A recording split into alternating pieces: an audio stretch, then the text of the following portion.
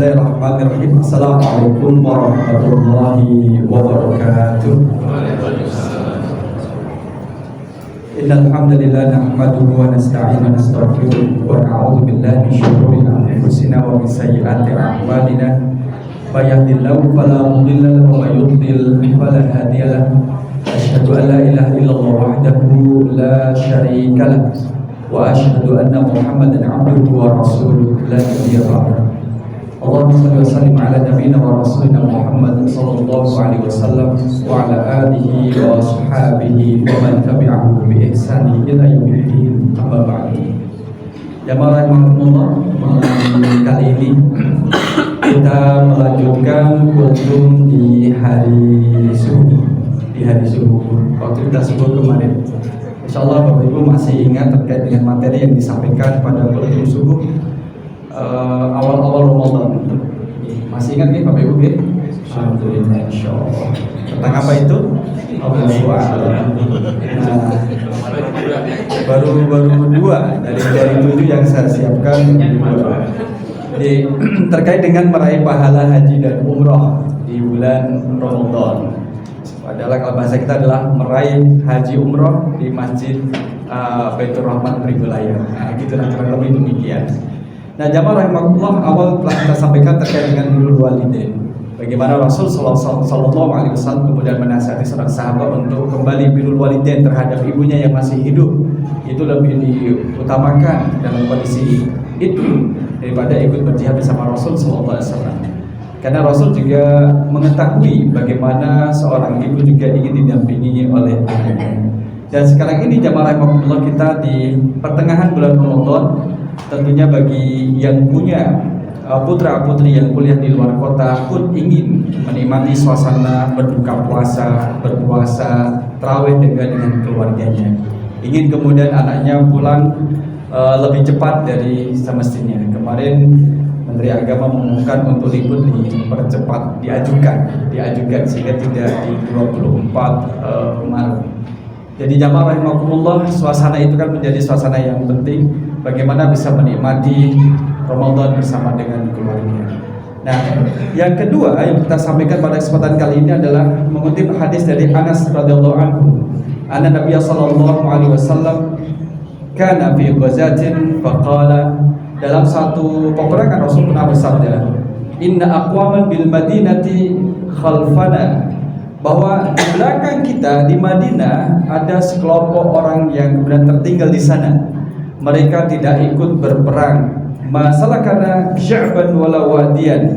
Mereka juga tidak ikut kita sebagaimana kita mengarungi wadi, mengarungi lembah, mengarungi lereng.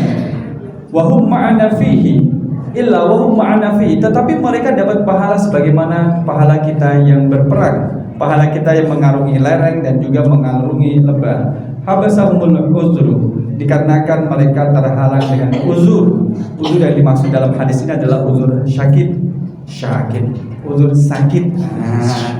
Sampai fasihnya di syakit, uzur sakit, karena itu termasuk uzur syar'i, uzur syar'i yang kemudian tidak bisa dihindari dan kemudian tidak bisa ditolak. Kenapa mereka kemudian mendapat pahala yang setimpal? Dikarenakan niat. Ada niat di dalam dirinya, ada niat untuk melaksanakan seperti yang dilaksanakan oleh sahabat yang lain, yaitu berperang, tapi karena sakit. Allah Maha mengetahui, sekiranya mereka itu tidak sakit, maka mereka akan ikut berperang. Boleh jadi malam ini ada jamaah Masjid Baitur Rahman yang mereka tidak ikut sholat isya bersama dengan kita, dan nanti tidak ikut sholat tarawih bersama dengan kita, tapi pahalanya sama seperti pahala kita. Padahal mereka itu ada di rumah. Kenapa? Habasahumul uzru, dikarenakan ada halangan sakit. Allah Maha mengetahui, kalau bapak ini, kalau ibu ini yang kemudian tidak sakit, insya Allah dia akan pergi ke masjid. Hanya karena sakitlah kemudian mereka tertahan, tidak bisa keluar, tidak bisa kena angin malam, badan kemudian lemah dan seterusnya. Nah, Allah Maha mengetahui dengan niat apa yang ada dalam diri kita. Oleh karena itulah niatkan yang baik-baik. Tapi niat ini akan menjadi sempurna ketika diamalkan. Kita ingat dengan hadis dari Imam Bukhari. Idza maridal 'abdu aw safara ketika seorang hamba itu kemudian sakit atau bepergian, kutiba lahu mithlu ma kana ya'malu muqiman sahihan, maka orang yang dalam bepergian, jamaah rahimakumullah, kemudian ketika dalam keadaan yang sakit, dia tidak bisa melaksanakan ibadah dengan sempurna, tetapi kemudian mendapatkan pahala sebagaimana orang yang mukim dan juga dalam keadaan orang yang sehat. Kenapa? Karena uzur tadi. Oleh karena itu, orang yang kemudian berniat akan melaksanakan ibadah haji, qadarullah tidak sampai melaksanakan ibadah haji, dia sudah daftar, qadarullah sudah wafat, maka baginya adalah pahala haji. Sesiapa yang kemudian dari kita yang sudah mendaftarkan diri untuk umroh, sudah berniat untuk umroh, niat itu diwujudkan, dibuktikan dengan daftar, dengan pembayaran, qadarullah nggak jadi berangkat, maka baginya pahala umroh. Karena ada uzurnya itu. Kalau tidak ada uzur, dia akan berangkat. Kalau tidak ada uzur, dia akan berhaji. Kalau tidak ada uzur, dia akan melakukan apa yang dia niatkan, dan Allah Maha mengetahui itu. Inilah kemudian orang yang tidak melaksanakan apa yang diniatkan, tapi dia mendapat pahala semisal dengan orang yang melaksanakan niat tersebut karena ada uzur syar'i. Berbeda dengan kemudian nanti malam saya mau sholat tahajud, sudah niat sholat tahajud, tapi cuma niat-niat saja. Alarm berdering, kemudian dia tidak bangun. Alarm berdiri, kemudian dia tidak ambil air wudhu. Saya kan sudah niat, yang penting kan sudah niat. Itu tidak dapat pahala. Kenapa? Karena tidak sidqun niat, niatnya tidak jujur. Yang dapat niat, yang dapat pahala adalah niat yang jujur, bukan sekedar niat. Kalau niat sembarang niat, yang penting niat baik Ustaz dapat pahala. Ya wes, saya tak niat menghajikan Bapak Ibu semuanya, kan gitu. Cuma niat-niat doang. Tapi kemudian bagaimana niat itu diwujudkan dan dibuktikan? Jika tidak terlaksana, maka baginya pahala sebagaimana apa yang dia niatkan. Itu disebut dengan sidqun niat. Nah, itulah kemarin yang kemudian kita sampaikan.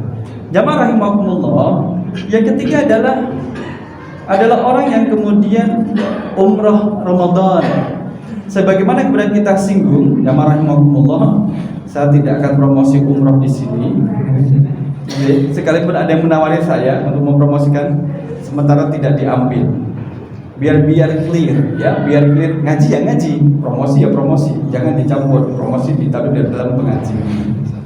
Jamaah rahimakumullah, fa idza kana Ramadan, ketika datang bulan Ramadan, i'tamir fihi fa inna umratan fihi Ramadan hajjatun. Ketika Rasul SAW kemudian mendapati seorang perempuan yang pada musim haji, dia kemudian tidak pergi haji karena kemudian merawat binatang ternak dari majikannya. Maka disampaikan kepadanya, jika Ramadan tiba, i'tamiri, berumrahlah kamu wahai perempuan. Fa inna umrata fi Ramadan, karena sesungguhnya umrah di bulan Ramadan itu hajjatun, senilai dengan haji. Ini hadis riwayat Imam Bukhari dan Muslim. Jamaah rahimakumullah, mungkin kita terbaik, oh enak ya, sekalipun ini kemudian tidak menggugurkan kewajiban haji.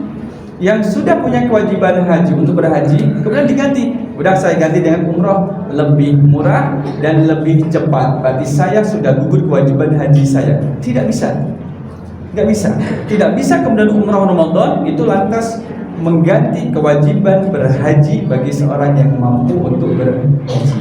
Ini kemudian senilai adalah pahalanya. Karena kalau kita lihat, ramai mau datang ke WC 3 ramai, kemudian pelataran haram juga ramai, mau di rooftop yang di atas itu juga ramai, kemudian yang di lantai 2 yang berkarpet warna hijau di haram itu juga ramai, kemudian ke WC 1 ramai, WC 2, WC 3, ada berapa WC Bapak Ibu di haram? 15. Oh, luar biasa, berarti sudah ditelusuri semuanya ya. 19 sampai 19 WC. Mari nanti kalau kapan-kapan dihitung Pak. Mau kemana? Ke haram, ngapain? Hitung WC.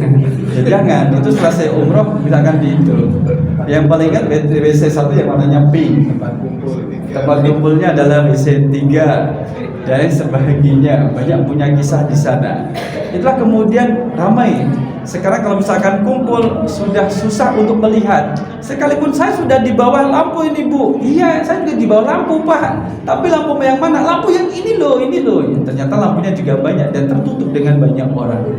Maka emosi kala itu kemudian juga sangat memungkinkan untuk terpancing karena gesekan satu dengan yang lainnya.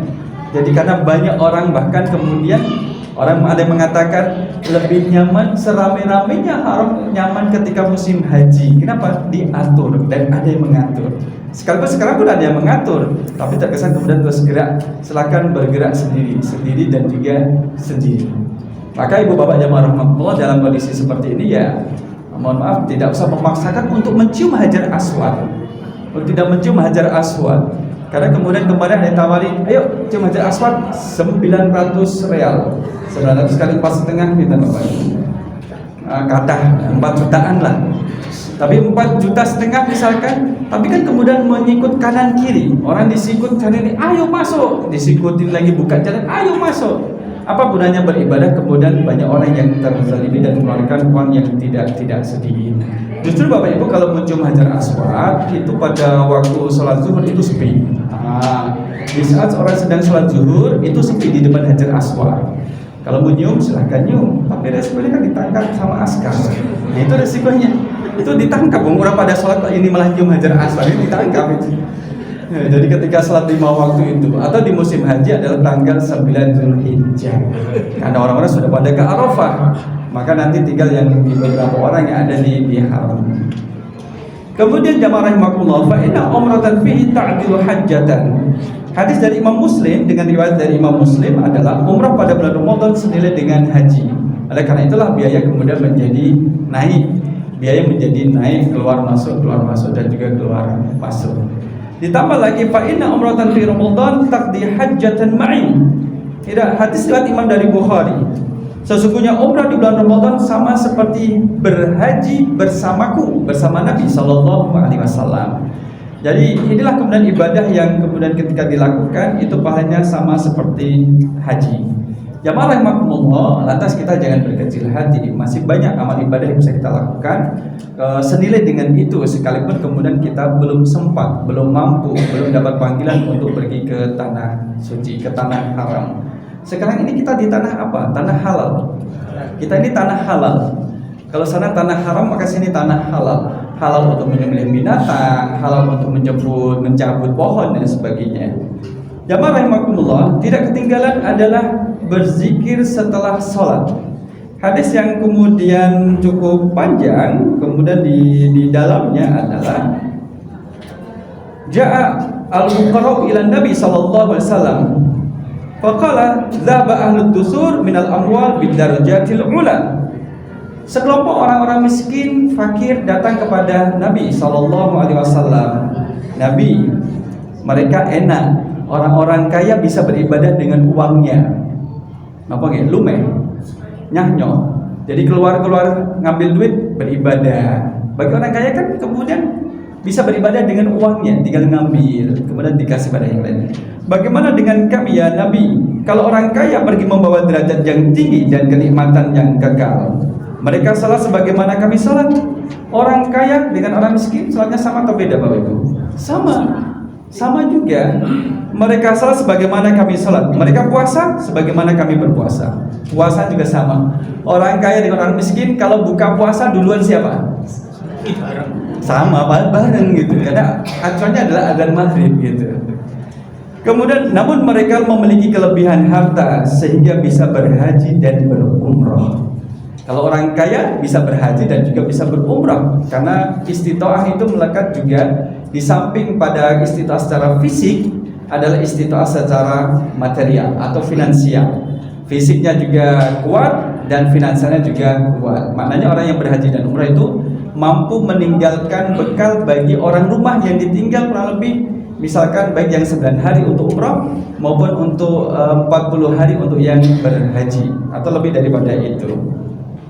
Berjihad dan bersedekah. Nabi SAW bersabda, maukah aku ajarkan suatu amalan, dengan amalan tersebut kalian akan mengejar orang-orang yang mendahului kalian, dengannya dapat terdepan dari orang yang setelah kalian. Maka Rasul Sallallahu Alaihi Wasallam mengajarkan beberapa zikir dan juga kemudian doa kepada mereka. Dan ini tidak hanya untuk orang-orang fakir dan miskin, tetapi untuk kita umat Nabi Muhammad Sallallahu Alaihi Wasallam. Bagaimana kemudian kisahnya adalah wa kuntum khairan man antum baina dhahraniyati.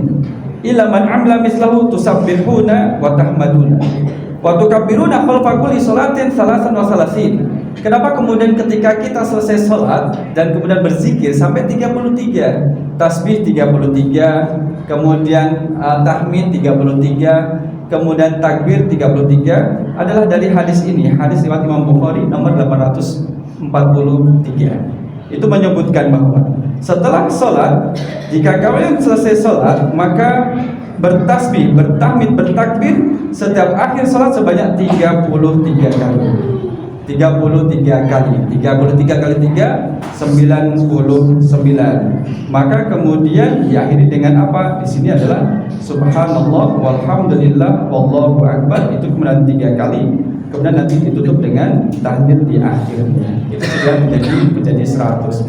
Itulah pahalanya, bisa mengejar pahala orang yang berhaji maupun berumrah. Tentunya semua amalan ini jamaah rahmatullah dilakukan dengan ikhlas, bukan kemudian semata-mata untuk duniawi, tapi kemudian adalah ada nilai ukhrawi yang ada di dalamnya. Yang kelima, bermajlis ilmu di dalam masjid.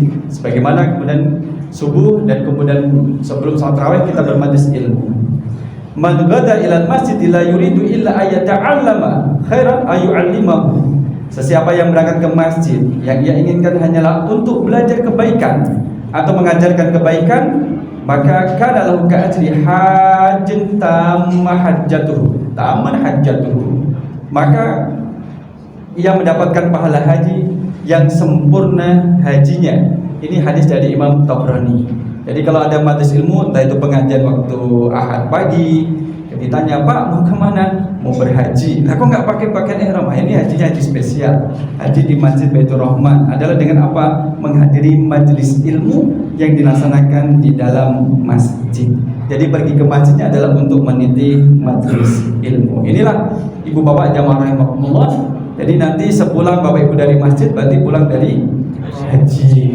Jadi sudah panggilannya haji, sandalnya haji, hajah sandalnya sandal gitu. Sandalnya tertukar, astagfirullahaladzim gitu. Itu nanti panggilannya sudah haji dan juga hajah. Insyaallah nanti masih ada 2 lagi yang bisa kita selesaikan di lain waktu insyaallah. Mudah-mudahan bermanfaat dan juga mendorong kita untuk terus menjaga kualitas ibadah di bulan Ramadan sebagai bekal untuk bulan-bulan setelahnya. Amin ya rabbal alamin. Aku qouli hadza astaghfirullah li wa lakum. Wassalamualaikum warahmatullahi wabarakatuh.